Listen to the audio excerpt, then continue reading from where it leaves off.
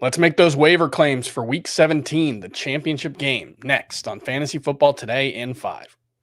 Welcome to FFT in 5. I'm Chris Towers here with Dan Schneier. And Dan, before we recap Monday Night Football and get to some Week 17 waiver talk, how'd your fantasy semifinals go? Not all that great. Only one do I remain in the finals. I also have a guillotine league open where I'm now down to 3 teams, which is fun because they play all the way through the final week, or 2 teams, I should say, which is fun. So yeah, not my best effort, but I will be in one finals and one guillotine league final 3. So we'll see what happens there. I moved on in 3 of my 5 semifinals, my 3 home leagues. I lost in our FFT auction league. I actually lost in 2 leagues to the same person, Marone, our FFT producer on the video side, just whooped me bad in 2 different leagues. So that one hurt, but you know what? It's fine. I'm still alive in my 3 leagues. You still got yours. We've still got something to play for, and that's true of the Los Angeles Chargers, who are moving on to the playoffs for the first time in Justin Herbert's career, although maybe this is a hot take, not necessarily as a result of Justin Herbert playing at a high level as of late. No touchdown passes in his past 10 quarters, only 1 touchdown over the past 3 games for Justin Herbert. That's about 130 pass attempts where he has 1 touchdown.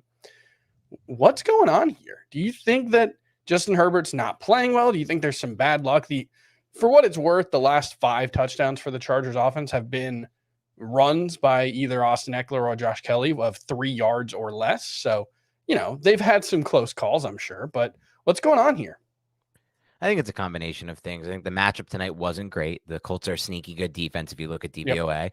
I think the offensive line is still not great there for Los Angeles. It's not going to be after losing Slater. I think they don't have a deep threat, which really hurts their offense, and it kind of hamstrings Lombardi, the play caller, which I don't think I don't think he's doing a great job either. I don't think this is like totally where they're at, but there's also some bad luck, right? Like the throw to Keenan Allen on the throwback, that should have been a touchdown. I'm surprised Allen wasn't really able to kind of regain his balance. I'm surprised they didn't review it. Yeah, it looked like he was in bounds, like he stayed in. Yeah. So yeah, he's down to QB 16 on the season now in points per game. If you include Mike White, QB 15 if you don't want to include Mike White. But yeah, it's been a very disappointing season for Justin Herbert. Although I think, like you said, the offensive line woes played a big part in that. Let's talk about the Colts real quick. Real quick. Is there anyone on this offense that you actually want to start in Week 17? They've got a pretty good matchup against the Giants on the way, but is there anybody in this offense you can trust?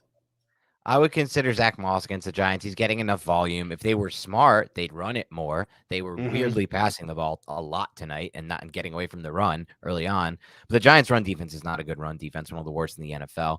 So with that said, I think that's the one play. But right now, you shouldn't be surprised at how bad this passing attack looks. Nick Foles had limited reps, and they just said, F it, let's play him. And he looked terrible out there. Yeah, the Colts over the last year or so are an object lesson in the folly of saying it can't get worse, because it seems to get worse every time they try something new, starting with going from Carson Wentz to Matt Ryan.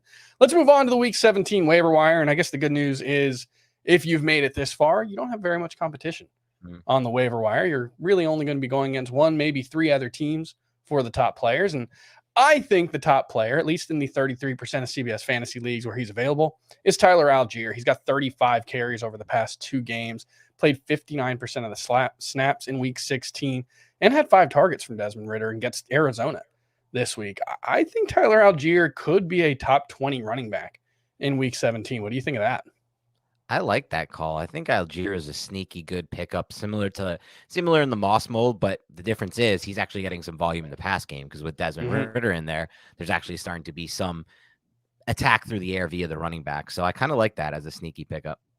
All right, if you need a wide receiver for this week, would you rather have Jahan Dotson or Isaiah Hodgins? I think I would still rather have Jahan Dotson. I think there's more explosive playmaking potential there. I think the move to Wentz, if they do move to Wentz, which I think would be a mistake, but they might, would actually be helpful for Dotson, because he doesn't lock onto his number 1 receiver, Terry McLaurin, like Heineke did. So I like Dotson there. Yeah, I think Dotson's going to be really interesting for 2023. I could see him, playing his way into like top 75 range in drafts over the next couple of weeks. So that'll be fascinating to watch. Then if you need a quarterback real quick, and obviously for more waiver wire targets, make sure you listen to the full episode of Fantasy Football Today. But if you need a quarterback for Week 17, Are you going with Mike White or Gardner Minshew? I'm going with Gardner Minshew. I know the matchup sucks, but I watched his tape this week for Beyond the Box Score, and I really liked what I saw, mostly because he's so aggressive, man. He throws the ball before the receivers get out of breaks. He throws into tight windows. It's not the best recipe for NFL success because he throws a lot of turnover-worthy throws and interceptions. But for fantasy, it's great because you want those explosive plays. So I'm going to go with Minshew. I think he has a better chance to generate explosive plays. The only caveat I would add, and I agree, he's a top 10 quarterback for me if he does start, is just we did get Nick Sirianni on Monday was saying that if Jalen Hurts is cleared to play, he's going to play. You know, the Eagles need to win one of their last 2 games.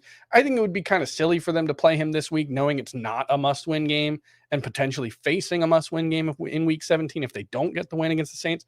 Although they should be able to beat the Saints fairly easily. The Saints don't really do much on offense at this point. But, you know, I'm hoping Gardner Minshew gets the start. Let Jalen Hurts get healthy for the playoffs. Gardner Minshew will be a top 10 quarterback for me if he does.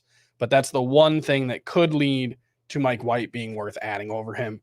Just something to keep in mind. And that's going to do it for Fantasy Football Today in 5. Like I said, make sure you listen to the full episode of Fantasy Football Today for a more in-depth breakdown of the waiver wire. Make sure you check out the full waiver wire breakdown from Jamie Eisenberg on CBSSports.com/fantasy on Tuesday afternoon. We'll see you then.